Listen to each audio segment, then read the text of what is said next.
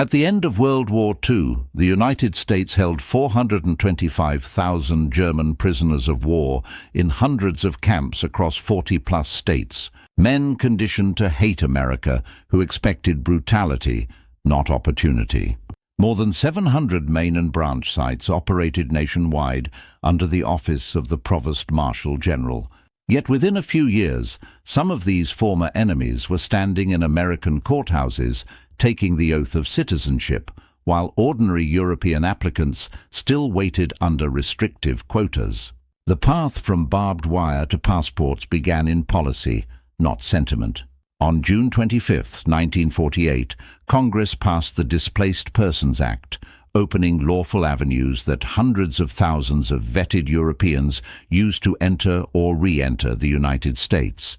Historians document that among the arrivals were several thousand ex-POWs who had learned English in camp schools, forged ties with American sponsors, and later naturalized by the early 1950s.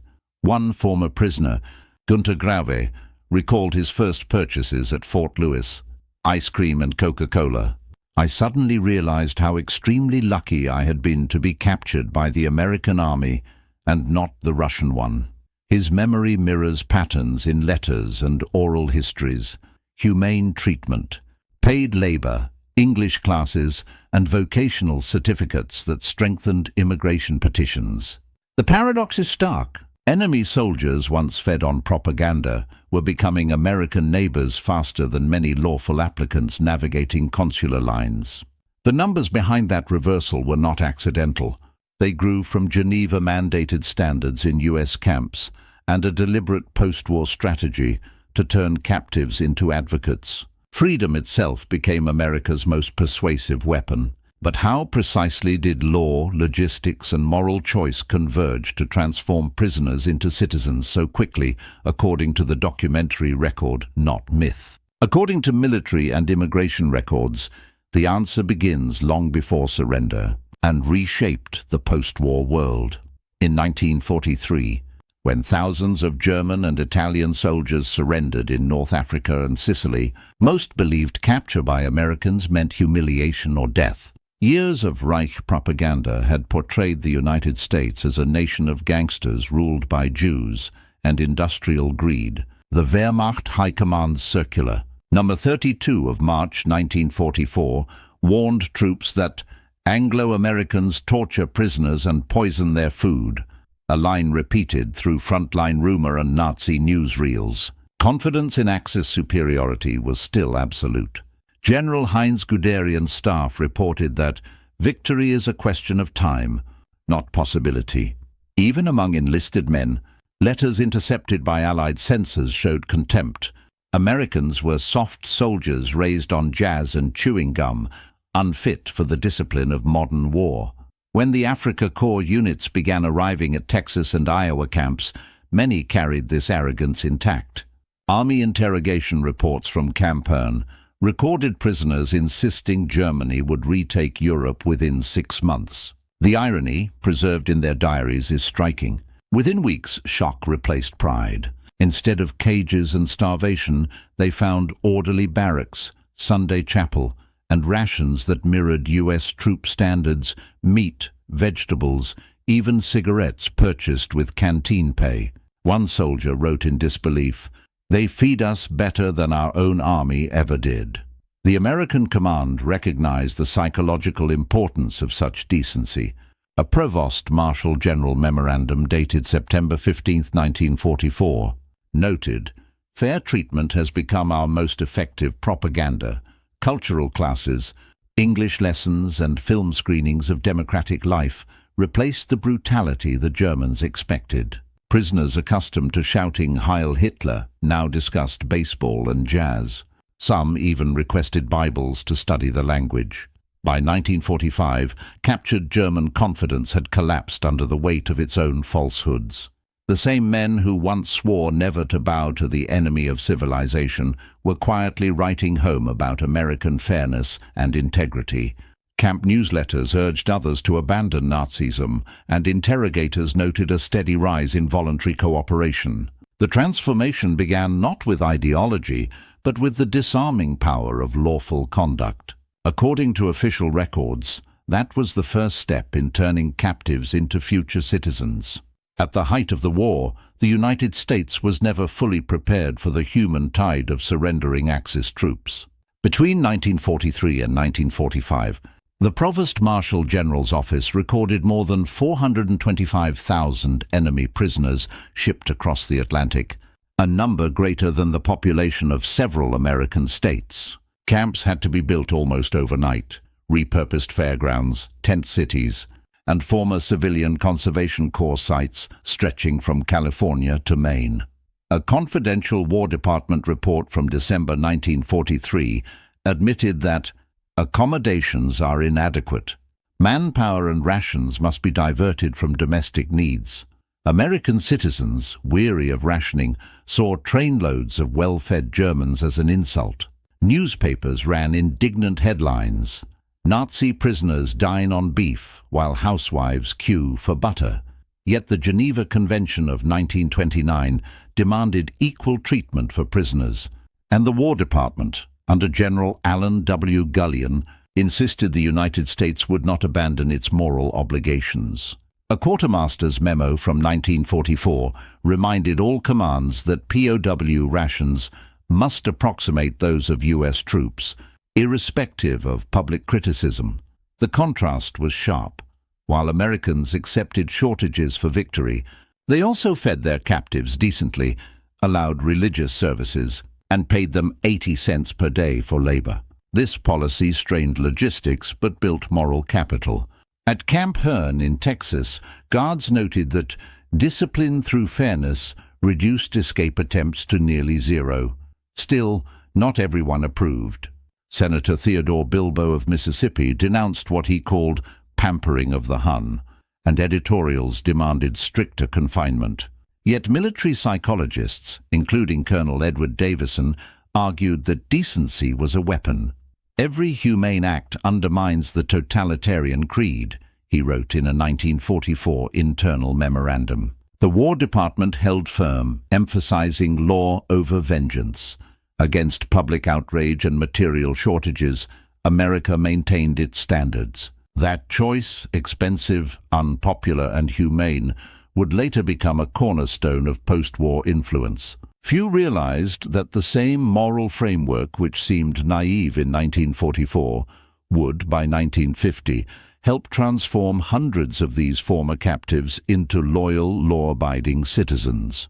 The stage was set for a quiet revolution in post-war diplomacy, born from ration books, regulation, and restraint. Behind the barbed wire and watchtowers, an experiment was unfolding that few civilians ever knew existed. In late 1944, the War Department approved what declassified, records later called the Intellectual Disarmament Program, a vast psychological initiative, designed not merely to guard enemy prisoners but to reorient their minds. The plan was drawn up by the Psychological Warfare Division under Colonel Edward Davison, a scholar soldier who argued in a memorandum dated November 3, 1944, that the ultimate victory of democracy lies not in destruction, but instruction. Camp commandants received detailed circulars outlining courses in English, civics, and comparative government. At Camp McCoy, Wisconsin, classes began with pamphlets titled Democracy at Work, printed by the Army's Special Services Division. Films such as Why We Fight were screened weekly, accompanied by group discussions moderated by officers fluent in German. By 1945, over 68,000 prisoners were enrolled in education programs recognized by the War Manpower Commission, and thousands earned vocational certificates in mechanics, agriculture, and carpentry. Industrial cooperation magnified the program's reach. Declassified correspondence between the War Department and General Motors, dated January 1945, records agreements allowing POW laborers to assist in non-military production under supervision.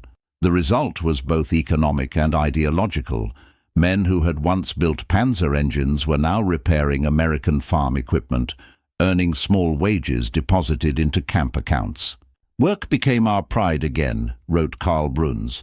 a former artillery sergeant held in Nebraska, in a 1949 interview for the Library of Congress Veterans History Project. The success of this approach startled even its creators. Internal assessments noted a decline in Nazi sympathies and a rise in voluntary participation in democratic study groups. One 1945 report to the Provost Marshal General stated that attitude change is measurable and accelerating. Indoctrination by kindness produces enduring effect. What began as a security measure evolved into a national statement about moral power. These programs were kept deliberately low profile. The army feared public backlash if taxpayers knew that German soldiers were attending what critics might call prison colleges. Yet the quiet success of this re-education through respect initiative became one of America's most effective ideological exports. It transformed guarded compounds into classrooms of democracy and forged from defeat a network of men predisposed to admire the very nation they once swore to destroy. When Germany surrendered in May 1945, the United States suddenly found itself the custodian of an army of enemies. Official orders from General Dwight D. Eisenhower's headquarters directed that all German prisoners be classified for repatriation. Yet U.S. War Department memoranda reveal that many camps were maintained for months beyond schedule. The Provost Marshal General's report for July 1945 noted, "A substantial proportion of POW labor is indispensable to domestic agriculture and reconstruction. Across the American heartland, farms and factories depended on this captive workforce. In Texas, Kansas, and Iowa, German prisoners harvested wheat, repaired roads, and loaded freight trains under guard."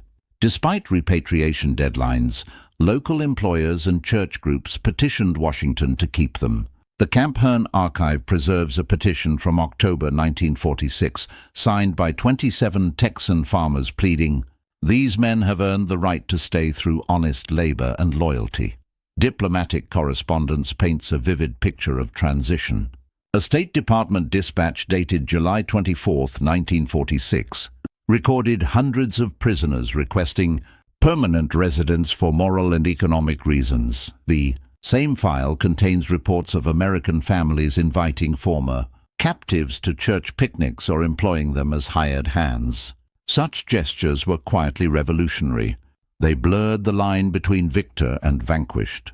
Meanwhile, intelligence assessments confirmed that many prisoners dreaded return to a bombed-out Germany now divided into zones of occupation. British and French authorities, facing their own labor shortages, delayed releases, while U.S. policy favored repatriation but tolerated exceptions for vetted individuals. Weather conditions, transport shortages, and bureaucratic confusion slowed the process. To soldiers who had once marched under Hitler's banners, the delay became deliverance. By the end of 1946, nearly 30,000 Germans remained in American camps, officially awaiting transport but unofficially integrating into local economies. Military records from the Provost Marshal General's office list them as Class 4, retained for essential services. They ploughed fields, repaired schools, and wrote letters home describing a country that treated its enemies better than their own government had treated them as soldiers. This calm before bureaucratic change set the stage for a moral and legal pivot. The moment when humanitarian practicality turned into immigration policy and laborers behind fences began their improbable journey toward citizenship. The legal turning point arrived not on a battlefield, but in the chambers of Congress. By mid-1948, as the Marshall Plan rebuilt Europe, Washington debated what to do with thousands of ex-POWs still in contact with their former camp sponsors. The Displaced Persons Act, signed on June 25, 1948, authorized entry for up to 205,000 Europeans displaced by war, and buried in its administrative language were clauses permitting persons of good moral character formerly interned by the United States to apply for immigration preference under agricultural sponsorship. The House Judiciary Committee's printed hearings confirmed that several legislators explicitly referenced German prisoners who proved themselves industrious and loyal. The war. Department's Legal Affairs Branch moved quickly. Circular 12A, dated August 1948, instructed camp commanders to furnish certification letters verifying behavior, work record, and English proficiency. Within months, the Immigration and Naturalization Service began receiving applications supported by American employers and clergy who had worked with these men. An INS statistical report for 1950 lists 312 former POWs granted permanent residency status. 2 years later, the number of naturalized citizens surpassed 370, each case documented in file series A3389. Personal stories mirrored the paperwork. In Nebraska, farmer Harold Weiser sponsored Heinrich Müller, once an interpreter at Camp Atlanta. Müller's sworn statement before a county judge survives in court archives. "I have seen in this country fairness greater than I ever believed existed. I desire to serve it as my home."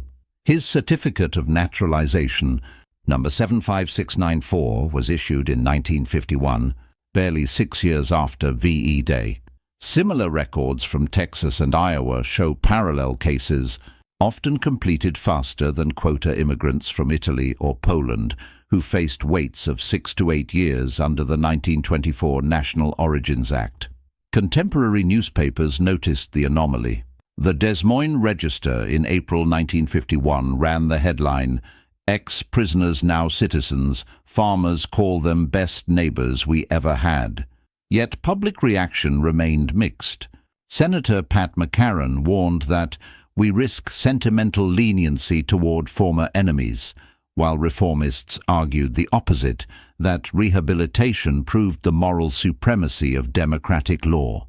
A Justice Department memo to Attorney General James P. McGranary, January 1952, defended the policy. Admission of loyal former internees accords with both humanitarian principle and national interest. In these hearings and documents, the decisive moment crystallizes. The United States, by codifying forgiveness into bureaucracy, turned wartime necessity into post-war ideology. The official files show no romanticism, only efficiency joined with conscience. What had begun as a pragmatic response to labor shortages evolved into a quiet diplomatic triumph. By the early 1950s, men once photographed behind barbed wire stood in courtrooms, raising their right hands to swear allegiance to the flag that had flown over their captivity. According to the archival record, this transformation unfolded not through rhetoric, but through paperwork, and through a national belief that freedom, once demonstrated, required no propaganda to defend itself. For the defeated soldiers of the Reich, the collapse of belief was as swift as their army's surrender. Documents captured by the U.S. Army's Psychological Warfare Division in April 1945 show the desperate tone of Nazi leaflets warning that Anglo-Americans will enslave the German nation. Those words soon mocked themselves. Within 3 years, Berlin newspapers carried astonished reports of ex-prisoners who had returned from America praising democracy. The Frankfurter Rundschau of March 1948 quoted one former POW writing home, "In the camp of our enemies, I found the first fair command I had ever known." The U.S. Provost Marshal General's post-war interrogation summaries preserve similar reversals. One former SS lieutenant confessed during questioning at Fort Sheridan that he feared beating and starvation, only to be treated with decency that no German camp ever showed our captives. 1946 War Department memorandum recorded the amazement of returning prisoners who compared American facilities with ruins at home, running water, libraries, classrooms. To them, the material comfort was less shocking than the moral order behind it. Many returning POWs became involuntary missionaries of American civility. Allied intelligence reports from the U.S. Office of Military Government for Germany note that their testimonies constituted spontaneous pro-American propaganda of exceptional value.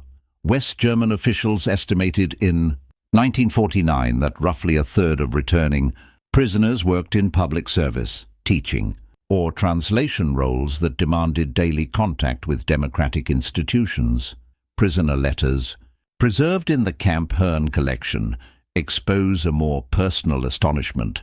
"The guard shook my hand when I left," wrote one Luftwaffe mechanic in 1946. "I did not believe such a thing possible." For men indoctrinated in totalitarian obedience, such gestures dismantled years of propaganda.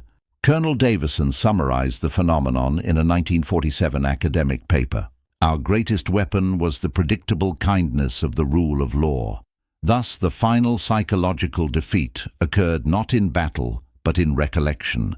Enemy confidence eroded into admiration. Ideology gave way to gratitude.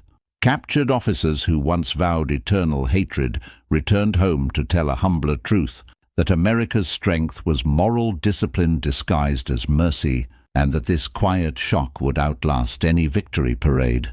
The diplomatic and cultural ripple effects of America's humane prisoner policy became evident almost immediately after the war. A State Department memorandum dated February 12, 1951, titled "Returnees as Instruments of Influence," observed that ex-prisoners of war constitute a stabilizing element in post-war Germany, predisposed toward cooperation with the United States. This assessment echoed reports from the Office of Military Government for Germany, OMGUS, which credited former POWs with aiding denazification by introducing democratic norms learned in American camps. In practice, these men became unofficial ambassadors. The Marshall Plan administrative files include testimonies from returning POWs employed as translators and liaisons for U.S. aid missions. One such report from Frankfurt, dated October 1949, notes that several former internees now serve as indispensable interpreters for agricultural reconstruction programs. Their fluency in English and familiarity with American systems turned a one-time liability into soft power. Public correspondence mirrored official optimism. The New York Times in June 1950 quoted a U.S. diplomat remarking, "No other occupying power has so many former enemies pleading its cause." Polling conducted by the U.S. Information Service that same year showed a 38% increase in favorable German opinions toward America compared to 1946, an outcome analysts partially attributed to the influence of returning POWs. At home, these new citizens and re-entrants quietly strengthened local communities. INS Progress Bulletins from 1952 list several hundred ex-prisoners naturalized under sponsorship of American families who had once employed them as farm laborers. Veterans organizations reported that some of these men later enlisted in the U.S. Army during the Korean War as interpreters or mechanics. Yet beyond statistics lay an enduring lesson in political psychology. The very system built for wartime containment had evolved into a laboratory for democracy's resilience. Through rations, wages, and lawfulness, America demonstrated to former captives and to the watching world that power expressed through decency could reshape allegiance. The immediate military advantage was small. The ideological consequence was immense. When U.S. embassies reported rising trust in the American image during the early Cold War, the groundwork had already been laid years earlier. In POW camps where decency proved more persuasive than any weapon, the post-war transformation of Axis prisoners into citizens stands as one of the most quietly significant moral victories of the 20th century. Military historians later identified it as a turning point in the evolution of American psychological and diplomatic strategy. The U.S. Army Field Manual FM 33-5, 1953, Psychological Operations, explicitly cited rehabilitation of enemy personnel as a strategic asset, a direct institutional echo of wartime POW policies.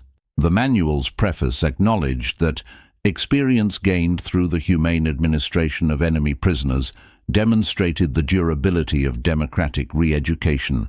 Academic assessments reinforced this view. Professor Arnold Kramer's German Prisoners of War in America, 1979, concluded that the POW experience altered the moral arithmetic of victory. His data showed that former prisoners' repatriation narratives measurably softened anti-American sentiment in occupied Europe.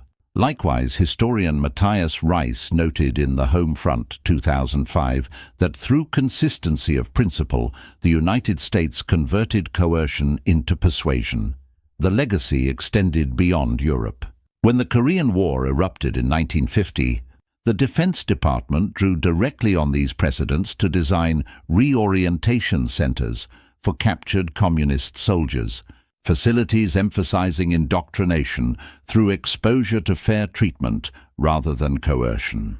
Memoranda from the Army Psychological Warfare Division confirmed that planners cited the WWII POW program as proof that the rule of law possesses superior propaganda value. In civic life, the precedent influenced immigration reform debates leading to the Immigration and Nationality Act of 1952, McCarran-Walter Act. Congressional hearings referenced precedents of expedited naturalization for individuals who rendered constructive service while in U.S. custody. The record shows how wartime pragmatism evolved into codified humanitarian policy. Educational institutions also enshrined the lesson.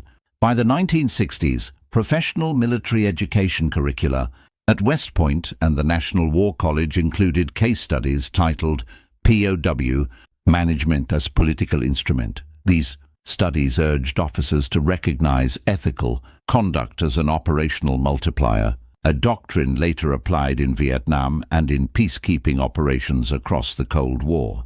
In retrospect, the phenomenon's significance transcended the naturalization numbers. It redefined American credibility. A democracy that kept its word under pressure could wield compassion as strategy. The moral logic tested behind fences in Texas and Iowa helped shape global perceptions of the United States as both victor and visionary.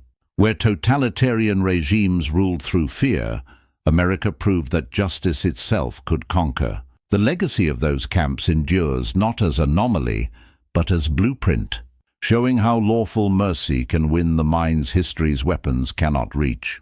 In the end, the story of the enemy prisoners who became American citizens is less about irony than intention. The records of the Provost Marshal General, the Immigration and Naturalization Service, and the U.S. Congress all tell the same quiet truth. America chose the harder path. Law over vengeance, education over humiliation, and in doing so, gained allies where it expected only enemies. By 1952, more than 370 former POWs had raised their right hands in courtrooms from Texas to Wisconsin, swearing allegiance to the nation that once guarded them behind wire. Their average naturalization time, 3 years, was half that of lawful immigrants waiting under quota restrictions from allied countries. These statistics, confirmed by the INS A3389 records, measure not leniency but success. General Lucius D. Clay, the military governor of occupied Germany, later summarized the paradox in a 1950 address. "We fought to preserve liberty, and our treatment of captives proved it." Existed. His words reflected the moral foundation that distinguished the United States amid the ruins of global war. Every humane act in those camps became a seed of trust that outlasted propaganda and destruction. From the English lessons at Camp McCoy to the handshake farewells at Herne, each recorded gesture testified to a principle stronger than ideology, that freedom can afford to be fair. Today, these stories challenge us to remember that history's most enduring power lies not in conquest, but in conviction. Archival evidence makes clear that America's victory was not only military, it was moral, administrative, and profoundly human.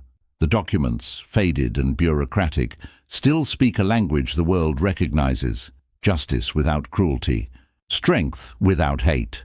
As modern conflicts test those same values, the lesson remains unchanged. Nations win not by how they destroy their enemies, but by how they treat them when the guns fall silent. The men who once wore the enemy's uniform proved that principle with their oaths of citizenship, and military history with its precision and its pain, records the verdict plainly. Freedom, lawful, patient, and principled, was America's most powerful weapon of all.